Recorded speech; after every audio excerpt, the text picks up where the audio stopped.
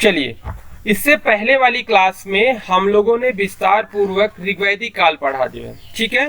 ऋग्वैदिक काल का ही जो है नेक्स्ट पार्ट आपका उत्तर वैदिक काल है जो है। पूरा वैदिक काल का जो चरण है 1500 ईसा पूर्व से लेकर 600 ईसा पूर्व तक 900 वर्ष में हम क्या करते हैं जो है, पूरे वैदिक काल को पढ़ते हैं जो है। आपको पता होगा जो है हमारी जो सभ्यता है जो है, वैदिक सभ्यता के हम बड़े ऋणी है जो है। आज बहुत सारी चीज़ों को हमने अपने सनातन धर्म में जो एडॉप्ट किया हुआ है, वह हमारी संस्कृत का जो भाग है वह हमारी वैदिक संस्कृति है जो है। तो जब तक हड़प्पा सभ्यता की जानकारी जो है हमारे आर्कियोलॉजिस्ट को नहीं थी जो है, तब तक हम वैदिक काल को ही भारत की पहली सभ्यता कहते थे जो है। लेकिन जब जो है सिंधु घाटी सभ्यता का पता चल गया जो है कि ये इसके जो है ये हमारी मूल संस्कृति थी जो है, और उसके बाद आर्यों के द्वारा जो है वैदिक संस्कृत का निर्माण किया गया। और ऋग्वैदिक काल जो आपने पढ़ा था जो है 1000 से 1500 ईसा पूर्व से लेकर 1000 ईसा पूर्व का जो समय है, उसमें केवल और केवल जो है ऋग्वेद से जो है उस संस्कृत का हमको पता चलता है। अगर हम उत्तर वैदिक काल की बात करते हैं जो है, तो उत्तर वैदिक काल में यजुर्वेद, सामवेद, अथर्ववेद, ब्राह्मण ग्रंथ, अर्णयक, उपनिषद आदि की रचना हुई जो है। और इन रचनाओं के माध्यम से हम जो है उस समय की सभ्यता के बारे में अच्छे से जो है वह जानते हैं। इनका समय 1000 से 600 ईसा पूर्व है। उत्तर वैदिक काल का जो अंतिम चरण है 600 ईसा पूर्व के आसपास जो है, आर्य लोग कौशल, विदेह और अंग राज से परिचित हो गए। और इस संस्कृत का जो मुख्य केंद्र था वह मध्य देश था जो है। पुरु तथा भरत मिलकर कुरु राजवंश बन गए और तुर्वस और कृवि मिलकर पांचाल बन गए। कहने का मतलब ये है जो ऋग्वैदिक काल में 5 जो है आपके जो है वंश थे जो है, उत्तर वैदिक काल में उनका जो है मिलन हो गया जो है। और हमारे पास 2 शक्तिशाली जो है वह राजवंश देखने को मिलते हैं जो है, पुरु और कुरु राजवंश और पांचाल वंश जो है, ठीक है। महाभारत आपने अगर सुना होगा तो कुरुओं के बारे में आपने पढ़ा होगा जो है। तो इस तरह से आपने देखा कि जो है उत्तर वैदिक कालीन समाज का विस्तार जो है सप्त सैन्यों से हटकर मध्य देश में हो गया जो है, और आर्यों का विस्तार भारत की तरफ बढ़ता चला गया। अब हम क्या करते हैं उत्तर वैदिक कालीन संस्कृत को, उनकी सामाजिक विशेषताएं क्या थी, उनकी राजनीतिक विशेषताएं क्या थी, उनकी आर्थिक विशेषताएं क्या थी, उनकी धार्मिक विशेषताएं क्या थी जो है, और उनकी सांस्कृतिक विशेषताएं क्या थी जो है। इस तरह से हम इसको अध्ययन करते हैं जो है, तो हमें जो है वह इस सभ्यता को समझने में काफ़ी सरलता और आसानी होगी।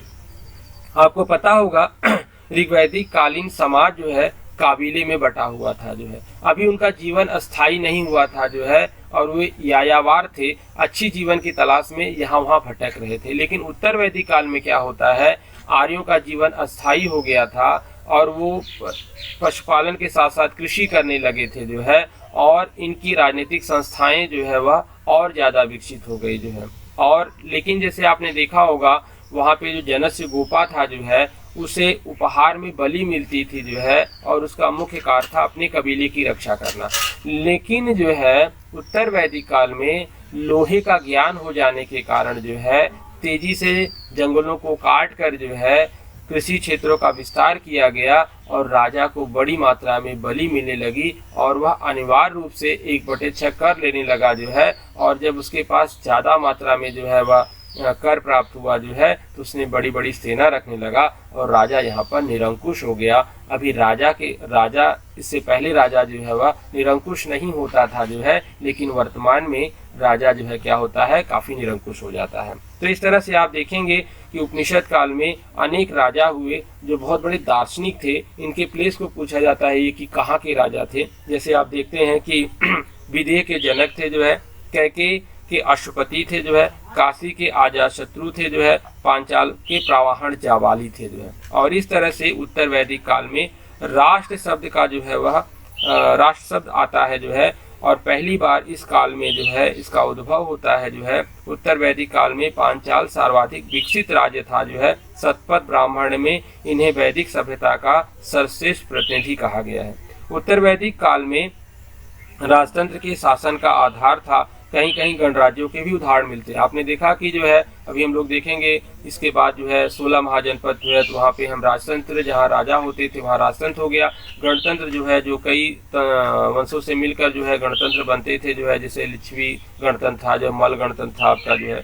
और सभा और समितियां जो है, इससे पहले आपने पढ़ा था राजनीतिक संस्थाएं थी जो है, यहाँ पर वह अपनी निरंकुश हो जाती हैं जो है। और इस तरह से ऐत्रेय ब्राह्मण में राजा के दैवी उत्पत्ति के बारे में मान्यताएं दी गई हैं। और राजा जो होता था राजाधिराज, सम्राट, एकराट जैसी बड़ी बड़ी उपाधियां धारण करता था जो है। और राजा के जो उच्च अधिकारी होते थे उन्हें रत्नी कहा जाता था। रत्नियों की सूची में जो है राजमंत्री, विभागाध्यक्ष जो है, दरबारी गण लोग आते थे।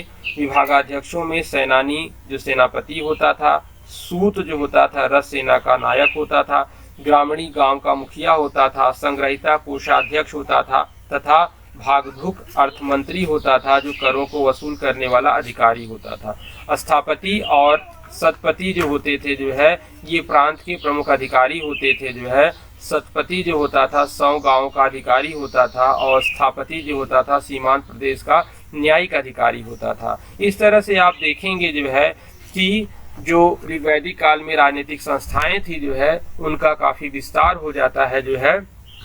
और उत्तर वैदिक काल में कर्मकांडों की संख्या काफी बढ़ जाती है जो है। अनेक प्रकार के जो है अपनी प्रतिष्ठा के लिए जो है राजाओं के द्वारा यज्ञ किए जाते हैं जो है। जैसे आपने देखा होगा जो है राजसूय यज्ञ जो है, तो राजा के राज्याभिषेक के समय में जो यज्ञ होता था उसे हम राजसूय यज्ञ कहते थे। इसमें राजा बड़ी शान शौकत अपनी भव्यता को प्रदर्शित करता था। अश्वमेघ यज्ञ होता था।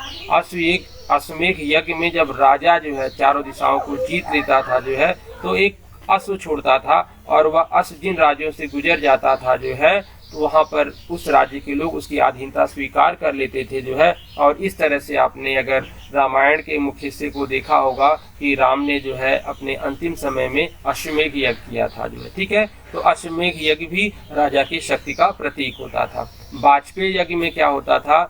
वाजपेयी यज्ञ में राजा जो है वह घुड़दौड़ में भाग लेता था, रथ दौड़ होती थी जो है, और जिसमें राजा विजयी होता था, अपनी शक्ति का प्रदर्शन करता था। और अग्निकोष्ठम यज्ञ जो है, इस यज्ञ में सोम पेय होता था जो है, तथा अग्नि को पशु की बलि दी जाती थी। इस यज्ञ के पूर्व याज्ञिक और उसकी पत्नी को 1 वर्ष तक सात्विक जीवन व्यतीत करना होता था जो है। और अग्निकोष्ठम यज्ञ को घृणित यज्ञ माना जाता था, क्योंकि इसमें जो है मनुष्यों की बलि भी दी जाती थी। उसके बाद पंच महायज्ञ जो है गृहस्थियों के लिए अनिवार्य थे जो है, जिसमें पहला होता था ब्रह्म यज्ञ या ऋषि यज्ञ। ब्रह्म यज्ञ या ऋषि यज्ञ का मतलब होता था कि आपको विद्या अध्ययन करना जो है, वेदों का अध्ययन करना। अगर आप वेदों का अध्ययन करेंगे तभी आप जो है वह ऋषि यज्ञ से मुक्त होंगे। देव यज्ञ का मतलब होता था जो है देवताओं का पूजा पाठ करना आपके लिए अनिवार्य था। पितृ यज्ञ का मतलब था जो है पितरों को दर्पण करना, जल और भोजन प्रदान करना। उसके बाद आपका जो है मनुष्य यज्ञ होता था जो है, अतिथियों का सत्कार किया जाता था। आपको पता होगा जो है कि हमारे अतिथि देवो भव का हमें जो है जो कल्चर हमारे अंदर आया हुआ है, यह उत्तर वैदिक काल में प्रचलित था जो है। अर्थात जो है आपके यहाँ जो भी अतिथि आएगा जो है वह आपका जो है वह देवता है जो है, और अपनी सामर्थ्य के अनुसार आप उसकी जो है वह सेवा सत्कार करेंगे। उसके बाद भूत यज्ञ होता था जो है। भूत यज्ञ का मतलब होता था कि समस्त जीवधारियों के प्रति आपके कुछ कर्तव्य हैं जो है, उसका आपको निर्वहन करना होगा। जैसे चींटी है, पक्षी है, अन्य जानवरों को आपको भोजन की व्यवस्था करना होगा। तो इस तरह से जो है आपके जो है पंच महायज्ञ की चर्चा की गई है जो है। और ऋग वैदिक काल में जो बलि दी जाती थी जो है, वह आपका उत्तर वैदिक काल में, यहाँ बलि का मतलब कर था जो है, उत्तर वैदिक काल में इसको अनिवार्य कर दिया गया। और राजा को आय का 16वां हिस्सा जो है वह कर के रूप में नियमित रूप से प्रदान किया जाने लगा। अगर हम सामाजिक व्यवस्था की बात करते हैं जो है, तो उत्तर वैदिक कालीन समाज में 4 वर्ण ब्राह्मण, क्षत्रिय, वैश्य और शूद्र थे जो है।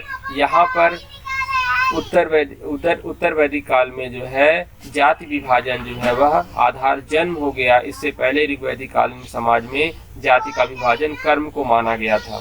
अब देखिए यहाँ पे द्विज की मान्यताएं आ गई जो है। द्विज का मतलब होता है जो है कि जिसका दोबारा जन्म हो जो है। तो शिक्षा के द्वारा जो है मनुष्य का दोबारा जन्म होता है जो है, और जो शिक्षा नहीं ग्रहण करता है जो है उसे पूछ विहीन पशु की संज्ञा दी गई है। तो ब्राह्मण, क्षत्रिय और वैश्यों का जो है उपनयन संस्कार होता था जो है, और उपनयन संस्कार के बाद वो जो है गुरुकुल में प्रवेश करते थे। हालांकि ऋग्वैदिक कालीन समाज में महिलाओं का भी उपनयन संस्कार होता था जो है। उत्तर वैदिक कालीन में संकीर्णता आ जाने के कारण स्त्रियों को शिक्षा से वंचित कर दिया गया जो है, और उनके उपनयन संस्कार को प्रतिबंधित कर दिया गया। तो शूद्र और महिलाओं को जो है वह शिक्षा से वंचित कर दिया गया। हालांकि कुछ महिलाओं को शिक्षा का अधिकार दिया गया, लेकिन अधिकांश महिलाएं से जो है वह अलग कर दी गई। जो जवालोपनिषद है आपका जो है, जवालोपनिषद में 4 प्रकार के आश्रम दिए गए हैं। 4 आश्रम का मतलब ये होता है, आश्रम जो है श्रम धातु से मिलकर बना हुआ है, जहाँ पे मनुष्य अपने पुरुषार्थ करता है जो है। तो हमारे पास जो है ब्रह्मचर्य था, गृहस्थ आश्रम था, वानप्रस्थ आश्रम था और संन्यास आश्रम था जो है। तो उत्तर वैदिक काल में यह मान्यताएं प्रबल हुई। तो ब्रह्मचर्य आश्रम का मतलब यह था कि 0 से 25 वर्ष तक बच्चा क्या करता था, गुरुकुल में जाकर वेदों का अध्ययन करता था। ऋग्वेद, यजुर्वेद, सामवेद, अथर्ववेद, ब्राह्मण ग्रंथ, आरण्यक ग्रंथ जो है, और 25 वर्ष की उम्र पूरा करने के बाद जो है उसका दीक्षांत समारोह होता था जो है, और उसके बाद जो है वह गृहस्थ जीवन में प्रवेश करता था, और गृहस्थ जीवन में उसका पहला संस्कार विवाह संस्कार होता था। तो हिंदू धर्म में कुल 16 संस्कार है। दूसरा जो है आपका गृहस्थ आश्रम है जो है, जो 25 से 50 वर्ष होता था। मनुष्य विवाह करके जो है वह अपनी जो है पत्नी के साथ जो है सांसारिक सुखों का भोग करता था जो है, और वह जो है वह अपने जो है वह जीविकोपार्जन और अन्य कार्य करके समाज में अपने योगदान को स्थापित करता था। तीसरा जो आश्रम है आपका वानप्रस्थ आश्रम है जो है, जहाँ पर जो है वह 50 से 75 वर्ष का समय रखा गया था। मनुष्य जो है वह अपने गृह को त्याग कर वन में चला जाता था, वहाँ पर जो है पूजा पाठ ध्यान भजन करता था जो है। और चौथा जो आश्रम था वह संन्यास आश्रम था जो है, अर्थात 75 से 50 वर्ष में 75 से 100 वर्ष के लिए इसका समय रखा गया था। इस अवस्था में मनुष्य का जो है समाज से संपर्क टूट जाता था जो है, और सदा से वह समाज को छोड़ देता था जो है, और जंगलों में जाकर वह संन्यास ग्रहण कर लेता था, और उसका वहीं पर अंत हो जाता था। तो वानप्रस्थ आश्रम में क्या होता था, मनुष्य जो है मार्गदर्शक के रूप में समाज की भूमिका का निर्वहन करता था जो है। और इस तरह से जो है मनुष्यों के जो है उस समय समाज में त्रिवर्ग प्रकृति थे, धर्म, अर्थ, काम। और उसके बाद जो है पुरुषार्थ की बात की गई, तो पुरुषार्थ में आपका मोक्ष को भी जोड़ दिया गया। तो धर्म, अर्थ, काम और मोक्ष जो है, ठीक है। तो आपको धार्मिक जीवन व्यतीत करना है, आपको अपनी आवश्यकता के अनुसार जो है वह अपने आर्थिक जो है उपलब्धि प्राप्त करना है जो है, क्योंकि आपके श्री का आधार आर्थिक ही था जो है। उसके बाद काम है, उसके बाद आपका मोक्ष है जो है। तो इस तरह से जो है इनका जो समाज था जो है, सामाजिक की क्रियाएं थी जो है। अगर हम बात करते हैं जो है कि इस समय में स्त्रियों के जो है वह सामाजिक जीवन में हमको गिरावट देखने को मिलती है। ऐत्रेय ब्राह्मण में स्त्री को कृपाण कहा गया है। ऋग्वैदिक काल की अपेक्षा इस काल में स्त्रियों की स्थिति निम्न हुई जो है। सतपथ ब्राह्मण, उसके बाद आप देखेंगे जो है कि सतपथ ब्राह्मण में स्त्रियों के उपनयन संस्कार पर प्रतिबंध लगा दिया गया जो है। और लेकिन इसके बावजूद भी जो है उत्तर वैदिक कालीन कुछ महिलाएं बहुत विदुषी थी जो है, जिन्होंने जो है अनेक ग्रंथों की रचना की। इसमें गार्गी हैं, उसके बाद गृहीता है, मैत्रेयी हैं जो है, और गंधर्व हैं जो है। इन महिलाओं ने क्या किया जो है वह अनेक जो है वह ग्रंथों में अपना योगदान दिया। अगर इनके हम आर्थिक जीवन की बात करते हैं जो है, तो इनका जो आर्थिक जीवन था जो है, आपने देखा कि कृषि इनका मुख्य व्यवसाय हो गया, पशुपालन ये करते ही थे जो है। और इस तरह से जो है इनके जो है धान है, जौ है, उड़द है, मूंग, गेहूं, मसूर आदि अनाजों का ज्ञान प्राप्त हो जाता है, जिसकी चर्चा यजुर्वेद में की गई है। हालांकि ऋग्वैदिक काल का मुख्य जो अनाज था वो जौ था, जिसे हम यौ कहते हैं, परंतु उत्तर वैदिक काल में धान और गेहूं उनका मुख्य अनाज हुआ। यहाँ से क्वेश्चन पूछे जाते हैं कि ऋग्वैदिक काल का मुख्य अनाज क्या था और उत्तर वैदिक काल का मुख्य अनाज क्या था जो है। तैत्तिरीय उपनिषद में अन्न को ब्रह्म और यजुर्वेद को हल का सिर कहा गया है जो है। तो अथर्ववेद में क्या है, जो कृषि वैज्ञानिक है पृथुवैन्य का जो है वह चर्चा की गई है जो है। उत्तर वैदिक काल में 4 प्रकार के बर्तनों की भी चर्चा की गई है जो है। तो इस तरह से आप देखेंगे जो है कि उत्तर वैदिक काल में उस वस्तु विनिमय प्रणाली थी जो है। और वस्तु विनिमय प्रणाली में आप देखेंगे जो है कि वस्तुओं का जो है वह विनिमय एक वस्तु देकर दूसरी वस्तु प्राप्त की जाती थी जो है। तो इस तरह से जो है कि इनके समय में जो एक निस की बात की जाती थी जो है, एक सोने की धातु होती थी जो है, जिसके माध्यम से जो है लेन देन का कार्य किया जाता था। अगर हम इनके जो है वह धार्मिक जीवन की बात करते हैं जो है, तो जो ऋग्वैदिक समाज में इंद्र और अग्नि थे जो है, उनका महत्व घट गया जो है, और उत्तर वैदिक काल में इसका स्थान जो है ब्रह्मा, विष्णु और महेश को दे दिया गया जो है। तो आप जानते हैं ब्रह्मा क्या है जो है, सृष्टि के निर्माण करता है, विष्णु उसके पालन करता है और महेश उसके संहारक है।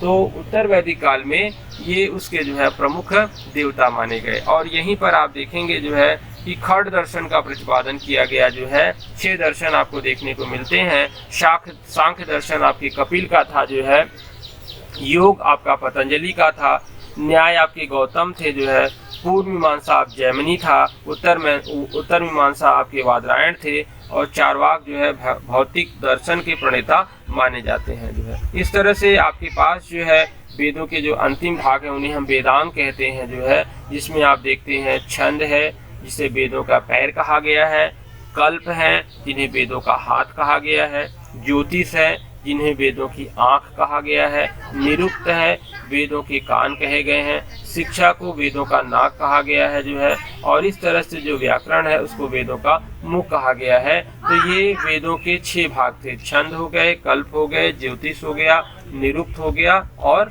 आपका व्याकरण हो गया जो है। तो आप देखेंगे कि उत्तर वैदिक काल में धार्मिक कर्म कांडों का काफी प्रचार प्रसार हो गया जो है, और इसके कारण आप देखेंगे जो है कि उत्तर वैदिक कालीन का जीवन जो है काफी जो है वह क्लिष्ट हो गया जो है। और आप देखेंगे कि शतपथ ब्राह्मण में जो है वह अनेक प्रकार के अनुष्ठानों की चर्चा की गई है जो।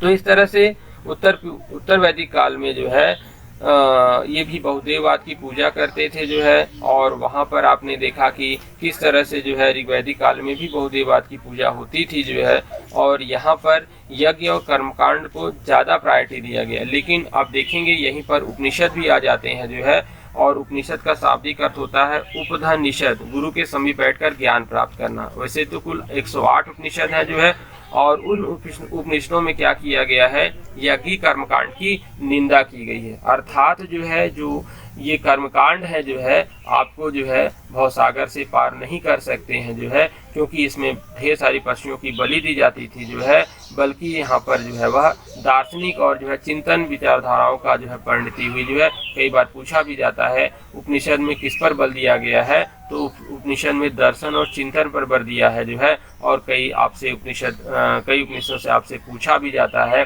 जैसे आपने देखा है कि जो निष्काम कर्म का सिद्धांत है, आपने देखा होगा गीता की जो प्रमुख विशेषता है निष्काम कर्म जो है, वही निष्काम कर्म। आप कर्म करिए, फल की चिंता मत करिए। जो अगर आपने गीता पढ़ा होगा उसका अध्याय 2 है जो है, उसी में कहा गया है जो है कि आपका केवल कम कर्म करने का अधिकार है, फल में आपका कोई अधिकार नहीं है जो है। लेकिन आज हमारी स्थिति क्या है, हम कर्म थोड़ा करते हैं, फल ज़्यादा पाल लेते हैं, और इसी के कारण हम क्या होते हैं, चिंतित होते हैं जो है, और हमेशा दुखी रहते हैं जो है।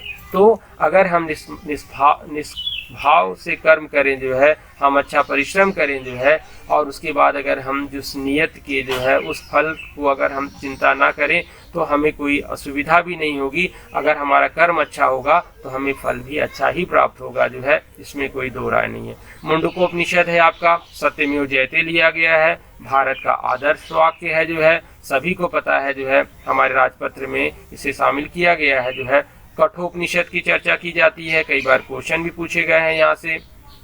इसमें यम और नचिकेता का संवाद है जो है, माने यहाँ पर मृत्यु और जो है जीवन का एक अच्छा संवाद देखने को मिलता है जो है, और यह जो है वह स्वामी विवेकानंद को बहुत पसंद था जो है कठोपनिषद जो है। तो कठोपनिषद में जो है मृत्यु और जीवन के बारे में, आत्मा के बारे में विस्तार से चर्चा की गई है। ठीक है, उसके बाद आपका एक छंदोगय उपनिषद है जो है, जो कि सबसे प्राचीन और सबसे बड़ा उपनिषद माना जाता है। इसमें अरुणी, उद्दालक और श्वेतकेतु का संवाद दिया गया है।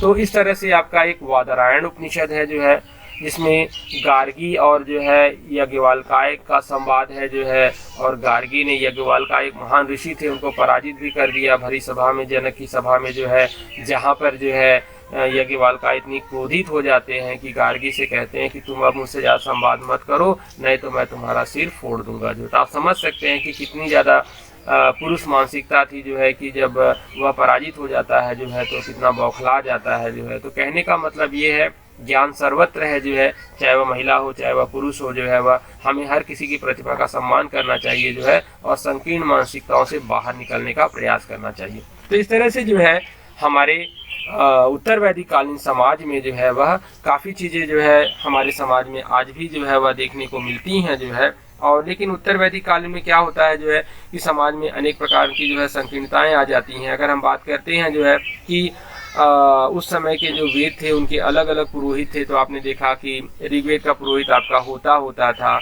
यजुर्वेद का पुरोहित आपका आधार्यु होता था जो है, और सामवेद का पुरोहित उद्गाता होता था, और अथर्ववेद का पुरोहित ब्रह्मा होता था। और ब्रह्मा ही क्या करता था, सभी प्रकार के यज्ञों का निरीक्षण करता था जो है। तो पुरोहित का मतलब ये था जो है कि वेद इतने क्लिष्ट थे जो है, इतने कठोर थे जो है कि उनका उच्चारण करने के लिए विशेष एक वर्ग डिसाइड बना दिया गया। वही वर्ग जो है उस वेदों का उच्चारण करता था जो है, उसे हम पुरोहित किए। तो आप कह सकते हैं कि पुरोहित वर्ग का उदय जो है वह उत्तर वैदिक काल में हुआ जो है, जो एक विशेषीकरण वर्ग से लाए गए थे जो है। तो इस तरह से जो है आपका ये जितने वेद थे जो है क्लिष्ट संस्कृत में लिखे गए थे, जो बहुत कठिन थे जो है, और इन्हीं को सरल करने के लिए आपके यहाँ ब्राह्मण ग्रंथ लाए गए। आपको पता होगा यजुर्वेद गद्य और पद्य दोनों में लिखा गया है। बाकी आपके जितने वेद हैं, आपके चाहे ऋग्वेद हो चाहे आपका सामवेद हो, ये केवल आपका पद्य में लिखा गया है जो है,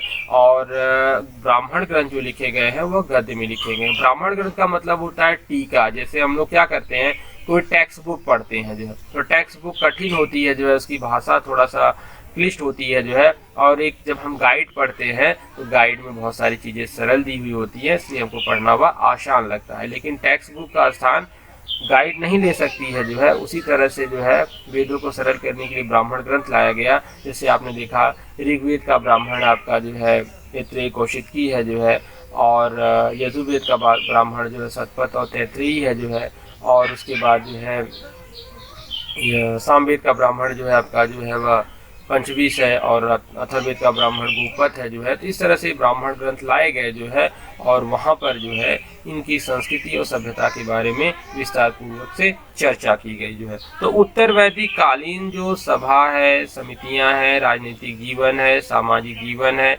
आर्थिक जीवन है और सांस्कृतिक जीवन है, बहुत कुछ जो है वह ऋग्वैदिक कालीन समाज पर निर्भर करता है जो है। इसीलिए हमने कहा जो है कि ये पार्ट 1 जो आपका ऋग्वैदिक समाज था उत्तर वैदिक कालीन, उसी का पार्ट 2 है जो है। तो अगर आप पार्ट 1 अच्छे से समझ जाएंगे तो आपको पार्ट 2 भी समझ में आ जाएगा। और आपको ये याद होना चाहिए जो है कि वैदिक कालीन पोर्शन से जो है परीक्षाओं में 1 और 2 क्वेश्चन आपको मिलेंगे जो है, चाहे आप जो भी परीक्षा देते हैं, IAS, PCS या जो भी कंपटीशन क्लासेज या जहां भी आप परीक्षा देंगे जो है, वहां आपको इनको पढ़ना होगा जो है। तो अगर आप इनको अच्छे से समझ लेंगे, और आपको याद होना चाहिए प्राचीन भारत का इतिहास कठिन फेज में आता है जो है, इसलिए अधिकांश लोगों को ये चीज़ें समझ में नहीं आती हैं। इतिहास में सबसे ज़्यादा कठिन जो क्षेत्र है आपका वह प्राचीन इतिहास है जो है, क्योंकि आपको जो है बहुत सारी चीज़ें हम आज के समाज से बहुत दूर जा चुके हैं जो है। तो मॉडर्न इंडिया तो हमको समझ में आ जाता है, मेडुअल हिस्ट्री भी हमको ठीक से समझ में आ जाती है, लेकिन एंशियंट हिस्ट्री काफ़ी डेप्थ होता है, काफ़ी कठिन होता है। अगर आप एंशियंट हिस्ट्री समझ लेंगे तो मेडुअल और मॉडर्न में आपको ज़्यादा दिक्कत नहीं होगी। तो इस तरह से जो है आपके सामने ये उत्तर वैदिक काल था। चलिए तो हम देखते हैं कि उत्तर वैदिक काल में जो है किस प्रकार के प्रश्न आपसे पूछे जा सकते हैं या किस प्रकार के प्रश्न आए हुए हैं। तो आपके सामने एक क्वेश्चन दिया हुआ है, यजुर्वेद का पुरोहित कौन है जो है। तो यजुर्वेद का पुरोहित अभी हम लोगों ने चर्चा किया जो है कि आधार्यो जो है यजुर्वेद का पुरोहित है आपका, उद्गाता आपका जो है सामवेद का पुरोहित है, होता आपका जो है ऋग्वेद का पुरोहित है, और ब्रह्मा आपका जो है अथर्ववेद का पुरोहित है। और ब्रह्मा क्या करता था, यज्ञों का निरीक्षण करता था। तो इसमें आंसर आपका सी सही होगा। गायत्री मंत्र किस वेद से लिया गया है, तो सभी को पता है कि गायत्री मंत्र ऋग्वेद का 3रा मंडल है, जिसकी रचना विश्वामित्र ने किया था जो है। तो इस तरह से गायत्री मंत्र जो सूर्य की पूजा की जाती है वह आपका ऋग्वेद से लिया गया है। तो दूसरे प्रश्न का उत्तर आपका ए होगा जो है। तीसरा जो आपका प्रश्न है, वेद त्रयी किसे कहा गया है या वेद त्रयी में कौन शामिल नहीं है। कई बार परीक्षाओं में क्वेश्चन पूछा गया है। तो 4 वेद है आपका, ऋग्वेद, यजुर्वेद, सामवेद और अथर्ववेद, जिसमें अथर्ववेद जो है उसको वेद त्रयी में शामिल नहीं किया गया है, क्योंकि अथर्ववेद में लौकिक क्रियाएं, जादू टोना टोटका चिकित्सा आदि की बातें की गई हैं, इसलिए। और जबकि ऋग्वेद, यजुर्वेद और सामवेद में सिर्फ और सिर्फ देवताओं की संस्तुति की गई है, उसमें मनुष्यों के या लौकिक जीवन की किसी भी प्रकार की कोई चर्चा नहीं की गई है। अगर आपसे पूछा जाता है तो तीसरे का आंसर क्या हुआ, वेद त्रयी में कौन शामिल नहीं है, तो वेद त्रयी में अथर्ववेद शामिल नहीं है। चौथा क्वेश्चन है, सांख्य दर्शन के प्रणेता कौन थे। अभी हमने बताया हमारे जो है वह प्राचीन इतिहास में 6 दर्शन चर्चित थे जो है, और 6 दर्शन के ऋषि जो है उसके प्रणेता माने जाते हैं जो है। तो सांख्य दर्शन के जो प्रणेता है आपके कपिल मुनि है जो है, और जो गौतम है वो न्याय के हैं जो है, योग जो आपके पतंजलि हैं जो है, और जैमिनी आपके जो है पूर्व मीमांसा के हैं, और उत्तर मीमांसा के जो है वो बादरायण है। तो यहाँ पे आपका जो सही उत्तर होगा वह कपिल होंगे। तो 4 का आपका आंसर ए होगा। 5वां जो है जो आपके सामने क्वेश्चन दिया गया है, चारों आश्रम की चर्चा किस उपनिषद में मिलती है। तो चारों आश्रम की उपनिषद अभी इससे पहले वाली इसमें क्लास में ही हम चर्चा कर चुके हैं। एक जबालोपनिषद है जो है, जबालोपनिषद में चारों आश्रम दिया गया है, ब्रह्मचर्य है, गृहस्थ आश्रम है, वानप्रस्थ आश्रम है और संन्यास आश्रम है। तो इस तरह से जो है अगर हम 5वें क्वेश्चन की बात करते हैं जो है, तो 5वें क्वेश्चन का आंसर क्या होगा आपका